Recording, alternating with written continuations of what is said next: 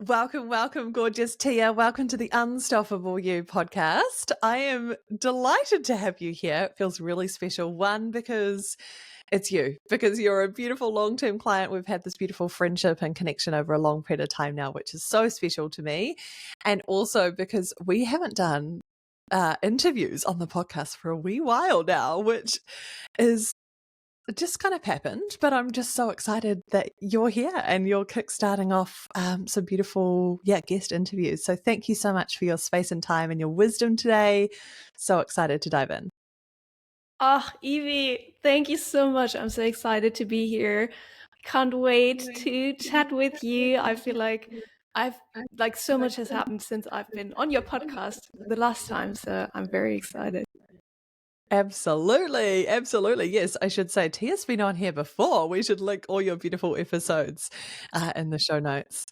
So Tia, before we dive into today's conversation, can you start us off with a dose of inspiration and share your favorite quote and why?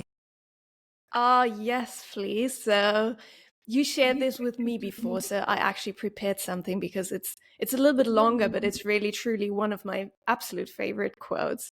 So the quote is this: "It is not the critic who counts, not the man who points out how the strong man stumbled or where the doer of deeds could have done them better. The credit belongs to the man who is actually in the arena, whose face is marred by dust and sweat and blood, who strives valiantly, who errs, who comes short again and again, who at the best knows in the end the triumph of high achievement, and who at the worst, if he fails, at least fails while daring greatly." Um, that is the quote. I believe it's by Theodore Roosevelt. And I know this is pretty long, but I actually had a sticky note on my desktop for a very, very long time saying be in the arena, to really remind myself that it's not about the outcome in the end, the achievement, but it's actually about, just like putting the work in and being there and showing up. So, yeah. I love it. I love it. I love it. Beautiful. I haven't heard the full extended version of that one before, but yes, yes, yes, yes, yes. I'm all here for that. And I love that it's been on a post-it note being in the arena and how, I just think about you and your beautiful journey, and you certainly have embodied that, like really being in the arena. How great. I Yes. hope that this is like an inspiration for people to get themselves in the arena, or maybe, put them in the arenas that they want to be in. And yeah, how exciting, how cool. Thank you so much, Tia. Now, this podcast episode is circled around essentially this massive project that you've been doing for many years now, which is your PhD thesis. So Tia is now almost officially, very almost officially, if not officially, Almost. Almost. a doctor, Dr. Tia, we like to joke. And you've been studying and researching and, wrapping your head around really big concepts and topics around well-being and around trust. And I think that there's some gold and some wisdom here that I would love for you to share with us today. So before we dive into the nitty-gritty part of that and your findings, can you tell us a little bit about your backstory, about how you came to do your PhD? Because that's a pretty big feat. And tell us a little bit about the journey that's led you to coming to this research and this body of work. Yes, absolutely. This is like, do you want the short story or the long story? Because I feel like there's You so do. much to it, but I'm gonna try to keep it pretty shortish.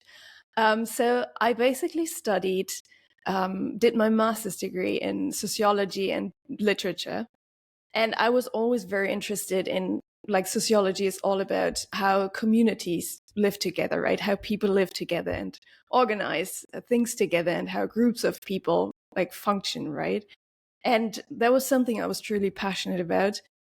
After my master's degree, I went traveling in Southeast Asia. It was like this typical, gap of soul searching and being like, okay, what do I actually want? And, questioning everything that you've known before. It was this typical experience. And I did a yoga teacher training in that time. which was something I was also super passionate about. I just loved, because it actually like helped me to help other people like feel better in their bodies, feel more relaxed, more peaceful within themselves, and that like has ripple effects all around them, right?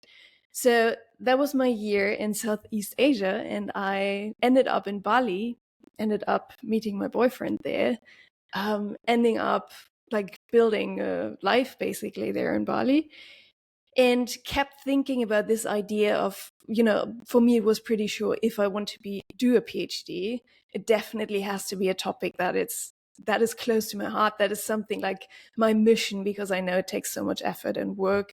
And so I wanted to do something that I'm really passionate about. And what came to me was really, especially with, having seen so many other cultures and having seen how people live together in so different ways, and then also the similarities. So my question was basically like, why are some societies, like why do they seem to have a high well-being and others don't?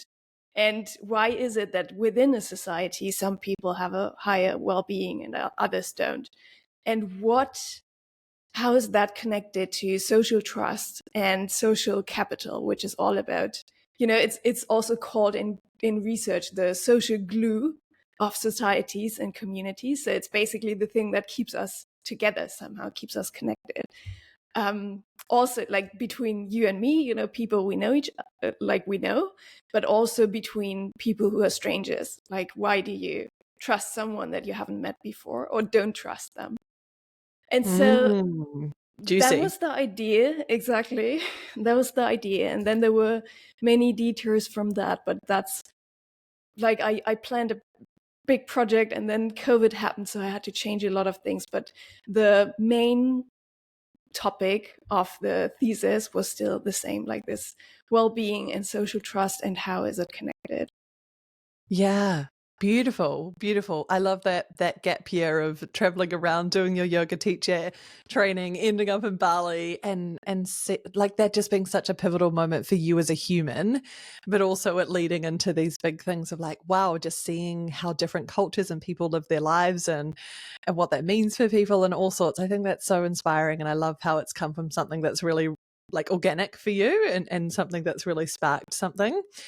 So I'd Mhm. love, before we go deeper into this, like, how do we define well-being, or how would you define well-being?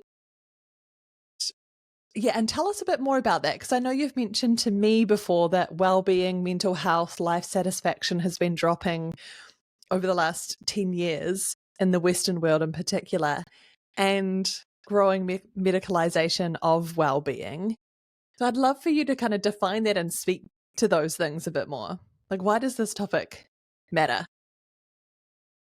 Okay, so let's start at the beginning. So define well-being. So what I've been studying is subjective well-being. It's an actual term. Um, and this basically consists out of three different things. So one thing is life satisfaction. That is how you evaluate your life, what you think about your life. If someone asks you, like, where do you think you stand? Like, how would you evaluate your life? And that is very cognitive. And then the other part of well-being is affective, uh, like positive and negative effect. So it's like positive feelings, negative feelings, right? And how often do you feel that? So it's an emotional element of well-being, and those are also pretty different. And also, like positive feelings and negative feelings, that is also something different. It's not all the same together. So there are factors that impact how many positive feelings you're feeling, and there are also factors that impact how many negative feelings you're feeling, and they are not necessarily the same. So that is, if you ask me from a research perspective, that is how they would define subjective well-being, like how we evaluate our lives and how we actually feel on a day-to-day basis.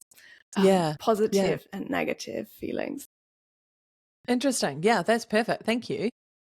Yeah. And so what was your next question? Like well-being dropped over the last. Yeah, I mean, I know you've mentioned to me outside of this, in preparation for our convo today, around the well-being dropping, especially in the Western world over the last 10 years, and it becoming more medicalized and things like that. So I'm curious about, I'm curious about that. Yes. Can you tell us more? Why do you think that is? What did you find? Yeah, totally. So that is actually a very interesting and kind of shocking insight that we can see that in the Western world over the last 10 years, well-being has dropped. And especially in younger generations where those used to be the age group that had a very high well-being. And now we're seeing this drop, and it's basically since 2015, like 2015. And like there are different theories around that, but what I think and what many experts think is that actually like the rise of social media and this whole virtual world is part of that. And the other thing that you said is the growing medicalization of well-being, and that just means that we think about well-being very much in medical terms, so as something that is described in medical terms. And the problem that I see with that, and that many people see with that, is that it looks like an individual problem. It looks like, well, like many young people have like these symptoms, and they get a diagnosis, they get a label for that, and maybe they get like medicine for that, and we think about it as a medical topic.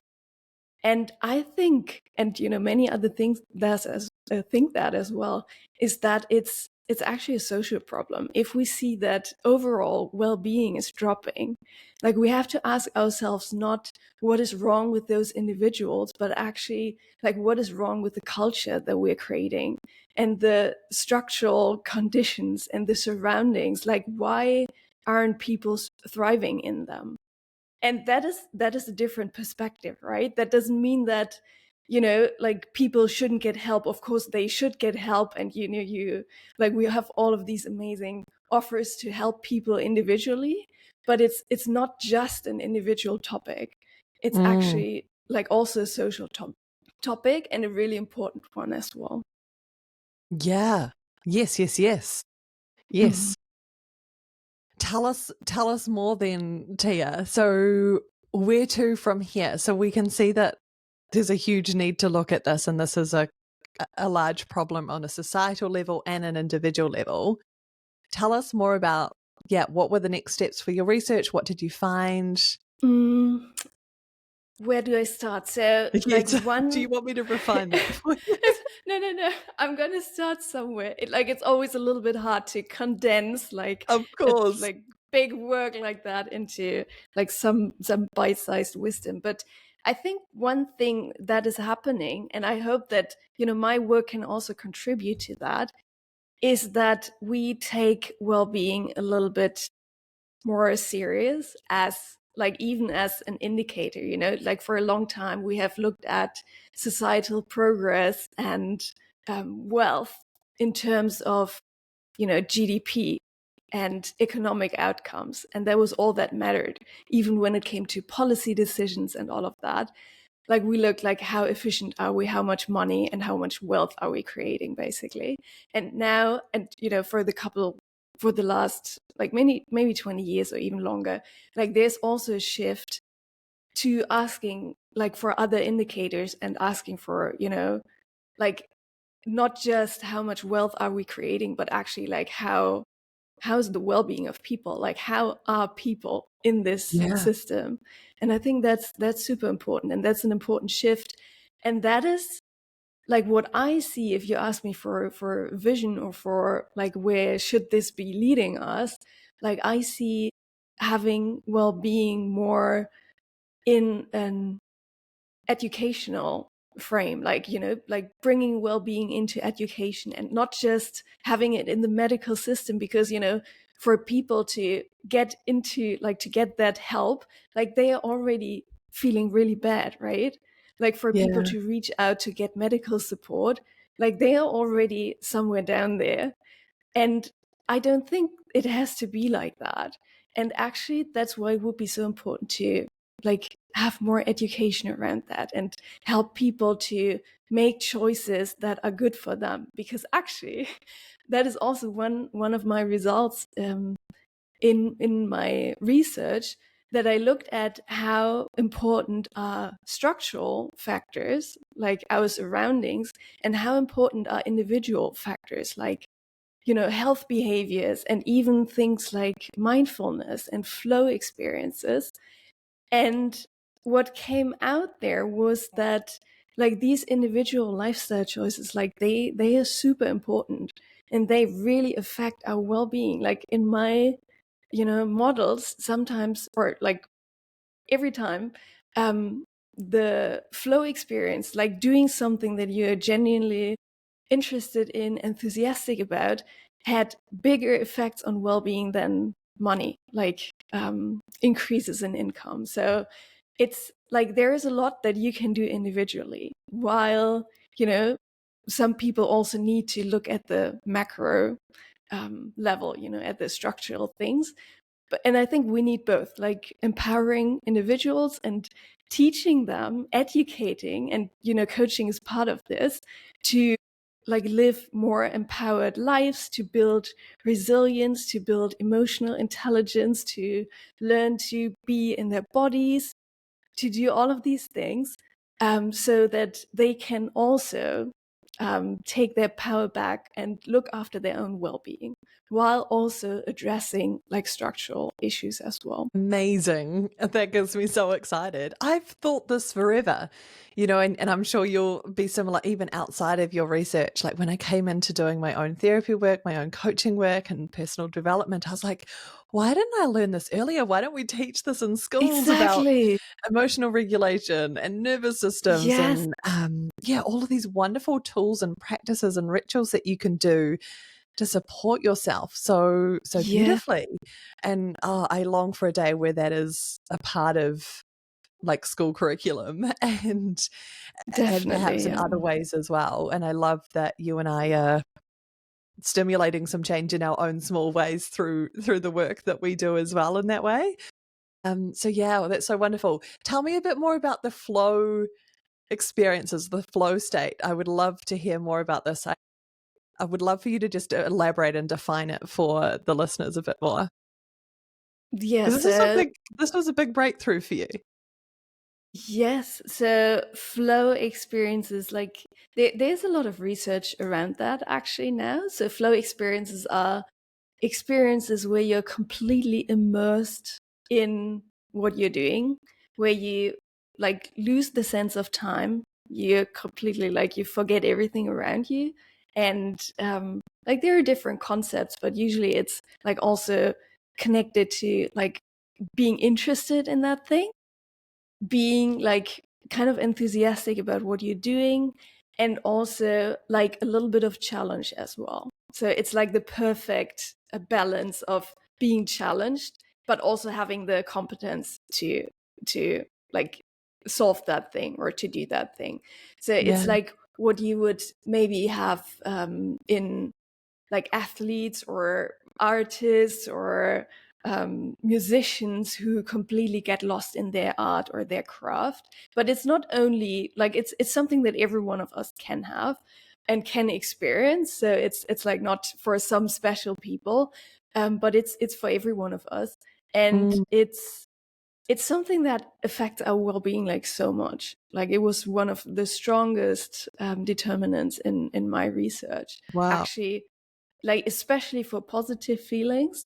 Like interestingly, like the negative feelings are more affected by structural factors like money, for example, or things like that. But especially for positive feelings, which are very important for well-being, um, yeah, flow experiences are big. And I think the beautiful thing about that is that you have that kind of in your control, like even though you can't exactly control the if you're getting into flow or not, but behind that is like an attitude of enthusiasm and openness and curiosity about the world, like, being open to something, being ready to immerse yourself in something. And, especially when we think about the world that we live in now, and with all the tech and social media, and we always have to be available, like, you will notice that, like, maybe we don't have that so much anymore than, back then, when you were basically undisturbed, for hours, or just bored, actually, because Yeah. boredom is also something that will like create creativity and, ideas, and the drive to actually do something. And so, yeah, I think flow is an important topic. And if you want to do something good for yourself, like, think about how can you, like, what are the things that are really interesting to you, that, like, awaken your curiosity and creativity, and how can you, like, give that space in your life, and actually do these things. And that's not even about money or something. It can be something super simple. So I think that's a great thing to know, actually. Yeah, absolutely. And I love that I asked that question. You've gone into detail there, because when I think of like flow, I'm thinking like meditation, yoga, and like typical quote Yes. unquote wellness practices, let's say. But it's not like it No. could be, but it's more about, and that's going to look so different for other people, I think, is the key thing that I heard in all of Exactly. this. Is that like a flow state or a flow experience could be different for you and I, depending on our Completely. own unique interests and passions. And yeah, that's so cool. I love the framing of that around knowing if you're in that state of like, am I just getting lost in it and I have no sense of Yes. time, and it brings obviously the Exactly. joy and the passion and the focus, etc. Yeah. Can you give us an example, Tia, of something? Do you mind giving a really personal example of what a flow experience might be for you personally? Not that this is obviously the answer, because it's different for everyone, but Yes. just to give Yes. us some examples here. Oh, yes, of course. So for me personally, I'm like, the moment where I lose the sense of time is anything connected to movement and yoga, and, like, just my own movement practice. I've been practicing a lot of, like, handstands, and, just skills, and, like even running, going for a run is super meditative for me. And but it could also be like cooking something in the evening and having Mm, some music playing. It could be like having a really good conversation with someone about yes, something really interesting, like something that yes. really, like, sparks something for you. um That would like, be it could one be for me for anything. sure. Exactly. It could be going for a ride. Like, that's what I do here in Bali often, like going for a ride with some music in my ears to watch the sunset, on my bike. It could Yeah. be anything, really. And, it doesn't have to look like someone else's flow, but it's really about, like, maybe also exploring what that is for you and getting to know yourself better. Because I feel like that's also, like, the magic that we have within us, like the things that really excite us and really, give us that feeling. I feel like that's this unique spark that we somehow have within us. So, yeah. Yeah, beautiful. Love those examples. Amazing. I can relate to so many of them. Amazing, amazing. And I think the other thing that's coming to me that we perhaps haven't shared this word, but I feel like it's written in all of this, is presence. Like, Yes. when you lose a sense of Oh, time, you're so yes. focused and in the doing and the being of that experience. Totally. Yeah, beautiful, beautiful. Yeah, I can actually add to that. Like, that was another big factor that that was, in my research, and that I really looked at, was something like mindfulness and appreciation. So the question was basically, how often do you take notice and appreciate your surroundings? And that turned out to have a huge effect on, like, positive feelings and well-being in that way, like, even bigger than, increased income or something. And I think that's exactly what you're saying, like being present, and, even appreciating what's around you. And that's not about, like, appreciating the huge achievement or the huge win or new car or whatever, but that's like actually, like, there are birds singing, or, like, this is some really nice food, or appreciating the people in your life, and just like having this sense of, presence, as you said, and appreciation. Yeah, beautiful. Love it. I love that there's so much research around now that's backing up all these wonderful Hmm. tools and rituals and practices that you and I are so fond of. I love that. Tell us a bit about TF or any other factors that you wanted to weave in here. Please, obviously, do so. But I'd love to also touch on trust. So, Hmm. self trust, and I know there's layers and different versions of that. So, yeah, tell us a little bit about that, or some of the other factors that are really involved in this. Yeah, so that is actually one of the biggest factors, is social trust. So, like, from a research perspective, like there are different sorts of trust, and like I haven't studied self trust, so what I'm saying about that is more like my own perspective and not so much research based. But I've studied social trust, and that is basically when I ask you, generally speaking, do you think that you can trust people, or that you can't be careful enough in dealing with people? Like, that is the standard trust question, and people answer that, and we don't quite know why, like, what we're actually measuring there, but it has like huge impact, and it's like connected to so many other, like, really tangible factors, like even, GDP. Countries where lots of people say, like, I think I can trust other people in general, like even strangers, like they have a higher GDP, they have functioning institutions, they have like good, networks, like, people are like, functioning, working well together, they have less extremism, and all of these, like, it has huge outcomes. And there's something in it. We don't know exactly what it is, to be honest, but there is some big force in this social trust, in trusting other people. And like, if you want, I can go deeper into like what trust actually, like the different parts of trust. Yeah, go for it. Yeah, because I feel like that's important also when it comes to self trust. So Mm, one point of trust is, there is uncertainty, there's lack of information, because if you have full information, you don't need trust, right? So yeah. there's something missing, and you're choosing to still like believe in that other person. Like, if you meet a stranger, you cannot know what happens, but you're still choosing to trust. So there's Mm, uncertainty. Then there's always a risk involved. Trust is always risky because you might be disappointed, right? That's the nature of it. If there's no risk, it's not trust, right? yeah. And that leads to the next one, which is vulnerability. Like, you give others the chance to hurt you in a way. That's part of trust. If you don't do that, it's not trust. And then the next one is benefits. Like, there are huge benefits of trust, like for yourself individually, and also for, communities, if people are trusting each other in a community.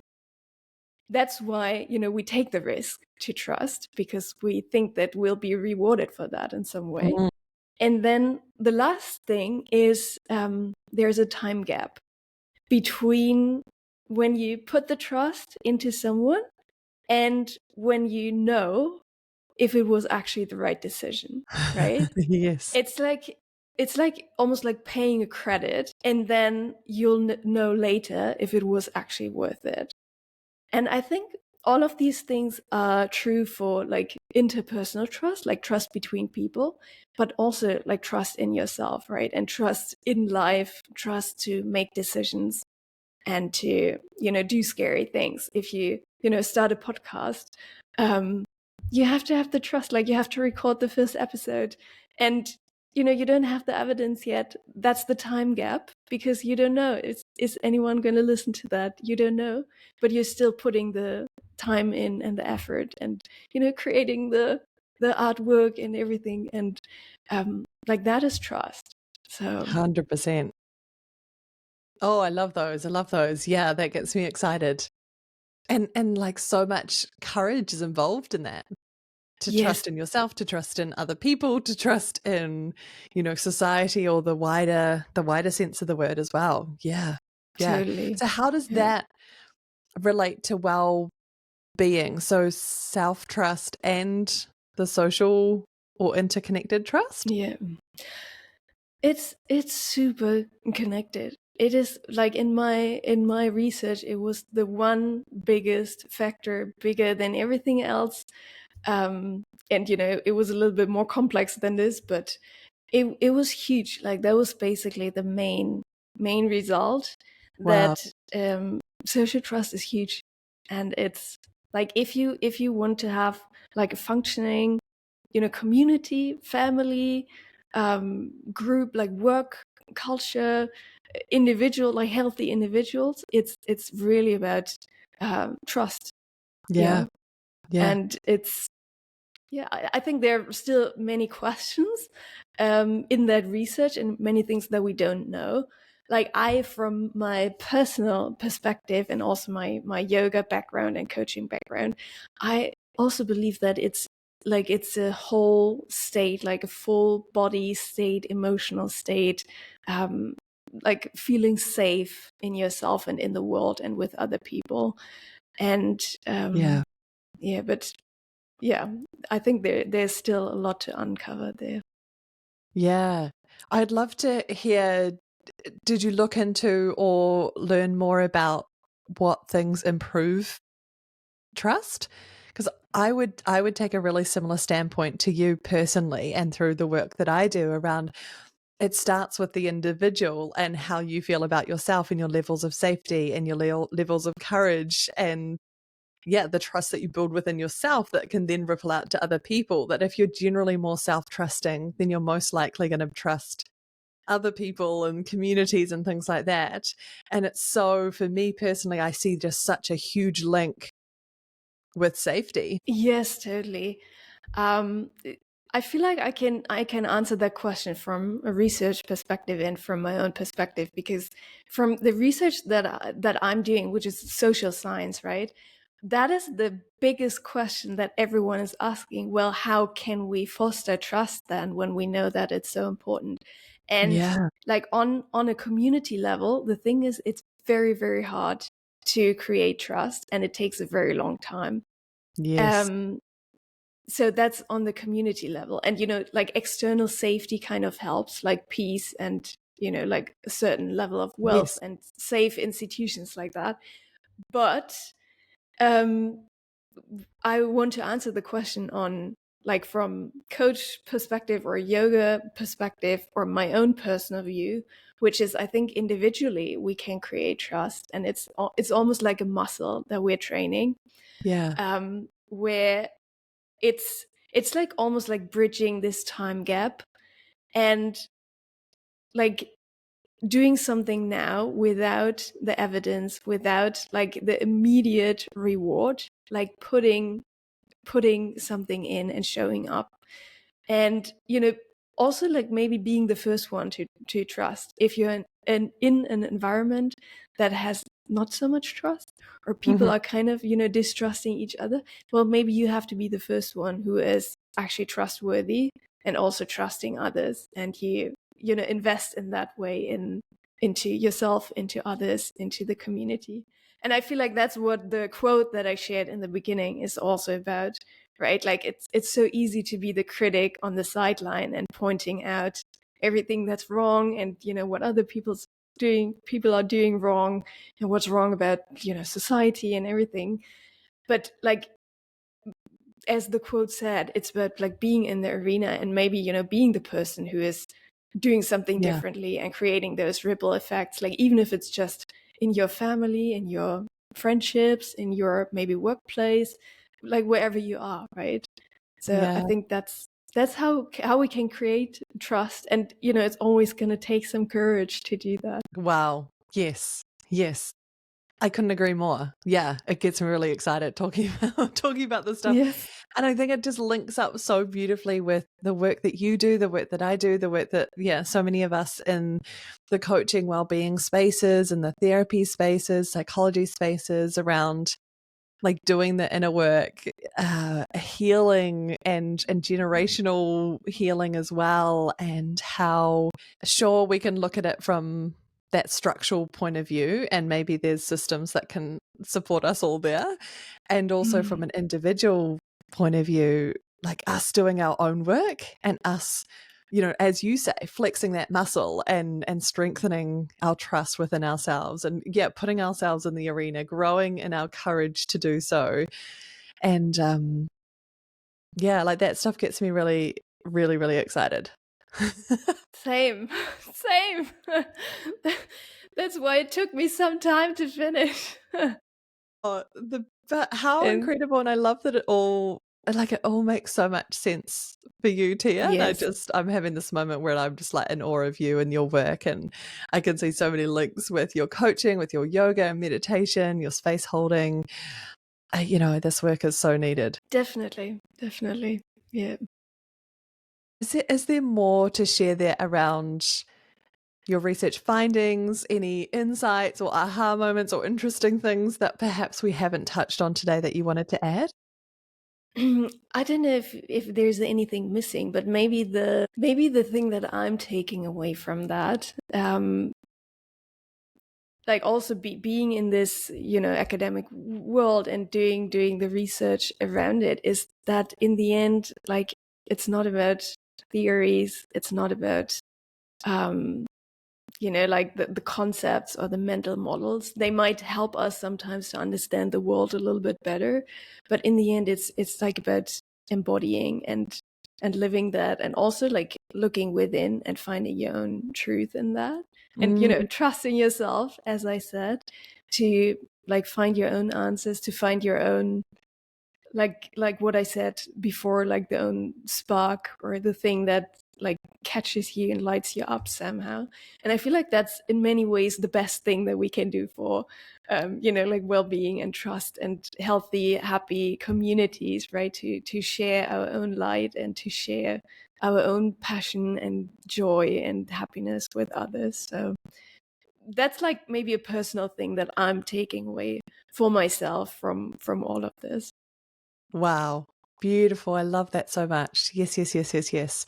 Do you know what I hear in all of this is that there's so much empowerment in this conversation. Like there's so much personal power that we have, and the choices that we make on a day-to-day basis really matter about our well-being, and I would say, correct me if I'm wrong here, that ripple out to other people, Totally. other circles, other communities as well. And I think it could be easy to say, hey, there's these structures that need to change, or we need to completely like add in this whole new curriculum into schools and education, or, you know, and pass the blame or pass the buck. And while not all of that is our sole responsibility, we do play a part in this. And there's so much that we can, you know, so much empowered action that we can take Yes. that would support us on an individual level, but will ripple out to those around us and communities around us as well. Hey.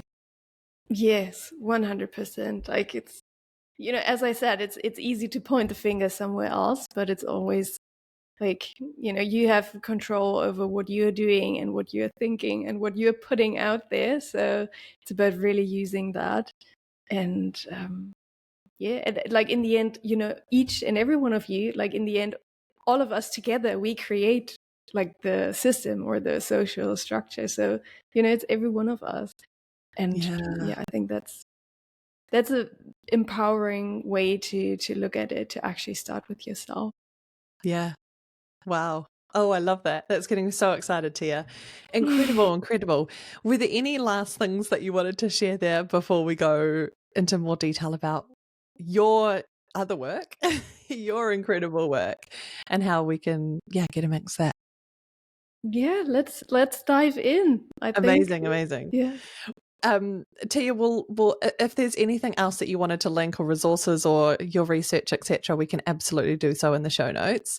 But Tia would love, obviously, I know you inside, I was going to say inside and out. You know what I mean. It's I true. know you It's so well, true. and your beautiful work so well. But as I've alluded to, so much of so much of the answers essentially of your research are in your other work, are in coaching, are in yoga, are Yes. in space holding, and well-being and things like that. So tell us a bit more about what you offer there. And I know you've got a really exciting program coming up. Would love to share that with the listeners as well. Yes. Oh, thank you. Yes. So what I'm offering is, on the one hand, coaching. There's my 3 months coaching program, which is Light Up, which is all about, like everything that we spoke about, basically, like building that trust in yourself and kind of empowering yourself to, go after what lights you up. Yeah. And that is my coaching work that I love so much, and that I know is so transformative. And then the other part of that is, as I said, movement and, embodiment, I think, is a big part of all of this. So I always believe that, mind and body is so connected. On my own personal journey, it was always like, coaching that helped me so much to like express myself, and like in so many ways. And then on the other hand, it was like doing the somatic work, like yoga and movement, and really like coming home in your body. And like your emotions are in your body, your so much of your intuition and your spark, everything is in your body. So I feel Yeah. like that's the other big puzzle piece, and I'm very excited because I'm just now creating a new program which combines all of that, like basically the Yes. best of all worlds, to give you, it's called Reconnect and Recharge, and it's going to be 4 weeks of bite-sized self-love. And it's going to combine yoga, somatic practices, self-love practices, a little bit of meditation, a little bit of coaching input as well, to like really fill your cup and to really like create that trust within, that like loving relationship with yourself, like kind of on all levels, like body, mind, and soul.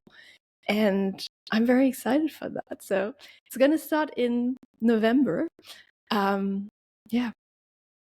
Amazing. Everyone should get involved. It sounds Yes. incredible. Sounds incredible, Tia. How incredible. Like, I'm so excited for you to bring all of your beautiful gifts and experience and knowledge into this incredible program and into your work. And yeah, I think it's going to be such a game changer for so many people at a great time of year as well. Yes. So we'll link all of that in the show notes. Where can the listeners come and find you? Where do you normally hang out online? I am mostly on Instagram. My name there is Tiasana, underscore at the end. I'm sure you're going to link that. And I also have my podcast, Reclaiming You, where I share weekly, wisdom and guidance on all of these topics. So this is not a research podcast, but this is like, the best of all of my worlds. So yeah, that's where you can find me. Amazing, amazing. We will link all of that in the show notes. Thank you so much for your time, your wisdom, for this incredible body of work that you've devoured, poured so much time and love and effort into over the last 5-ish years. It's been incredible to watch your journey and to witness you through this experience. I know it's been huge, but it feels so special to be able to like talk about these results and your findings and how it links so beautifully with with the work that you do through your business. I just feel like this is so needed. The research that you've done, the work that you do, the offers that you're offering is so, so needed in so many different ways. And I think today's conversation just proves exactly that. So thank you from the bottom of my heart for the work that you do and have done and gifted to the world through this. And yeah, thank you for sharing it with us all today. It's been so wonderful. Oh, Evie, thanks so much for the invitation. It was a pleasure and really exciting to talk about all of these things. So thank you, thank you, thank you. My pleasure. Bye for now. Gorgeous Tia.